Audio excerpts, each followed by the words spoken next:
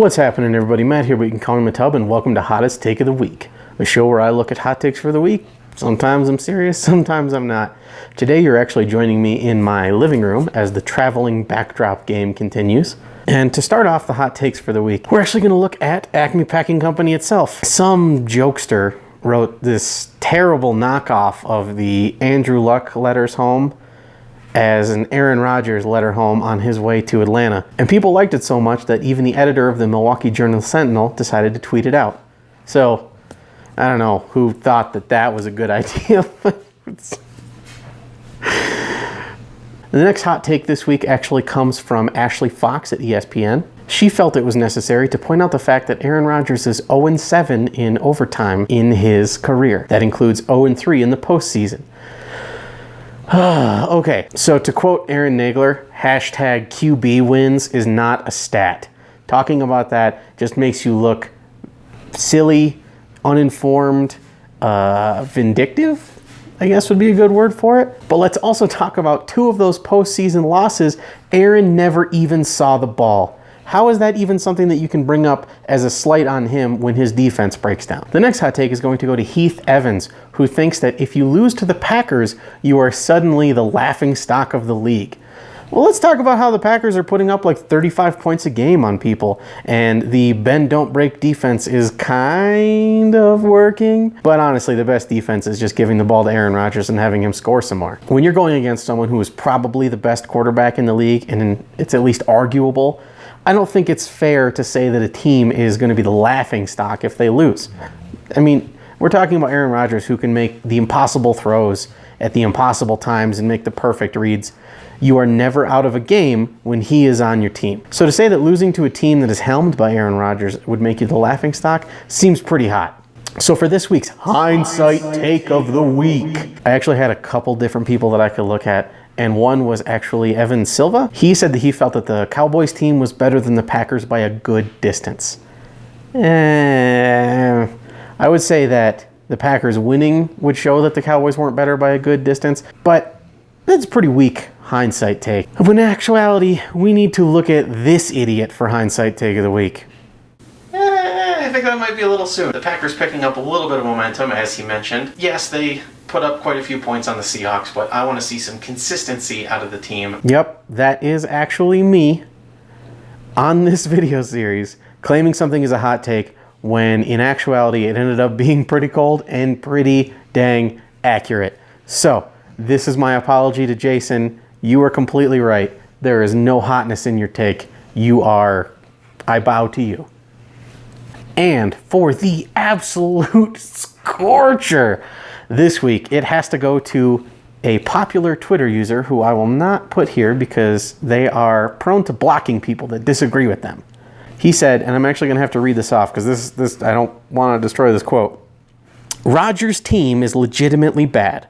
The coaching staff is legitimately bad. They shouldn't be near where they are now, never mind winning out. Wow. Okay. Look, I know I just got done praising Rodgers and saying that he is a huge difference maker, but let's look at Aaron Rodgers' offensive line, who are, I believe, currently number 1 in the league in pass blocking efficiency, and pretty much the consensus number 2 behind the Cowboys. There's very little that you can't do behind that offensive line. Let's look at Ty Montgomery, who switched over to running back, and against the Bears had something like 90% of his yards after contact. We're also going up against the Falcons, who are bad against receiving backs and bad against people playing out of the slot.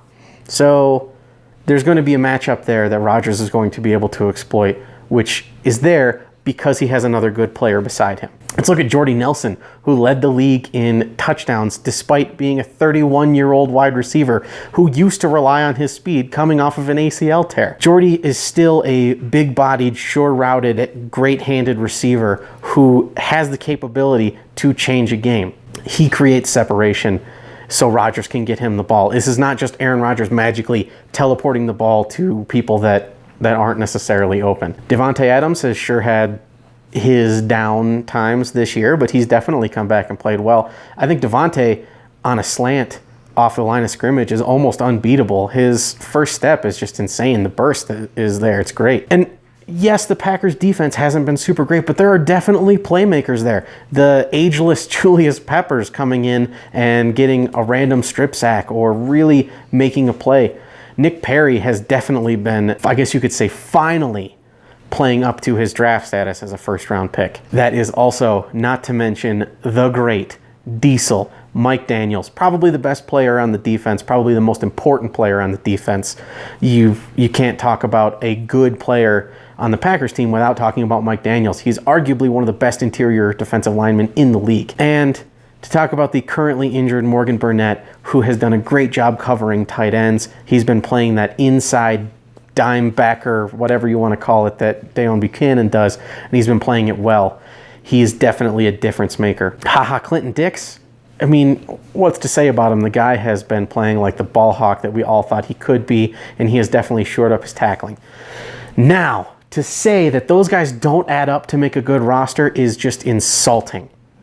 Aaron Rodgers is a miracle worker. There is no doubt about that. His accuracy, ball speed, reads, all that stuff goes without saying. But he does have players around him to help.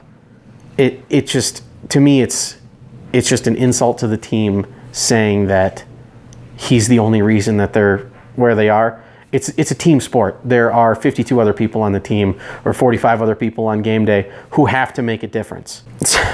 Sorry to get serious on you there for a second, guys. It's just, it really riles me up when someone is supposed to be a fan of the team and just bags on 99% of it.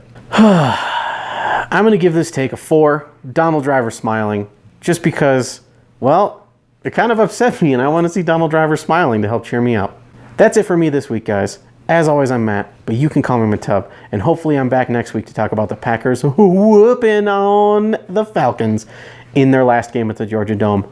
It would be great. Hopefully we'll see another playoff victory in the Georgia Dome. All right, guys. Have a great day, and go Pack Go.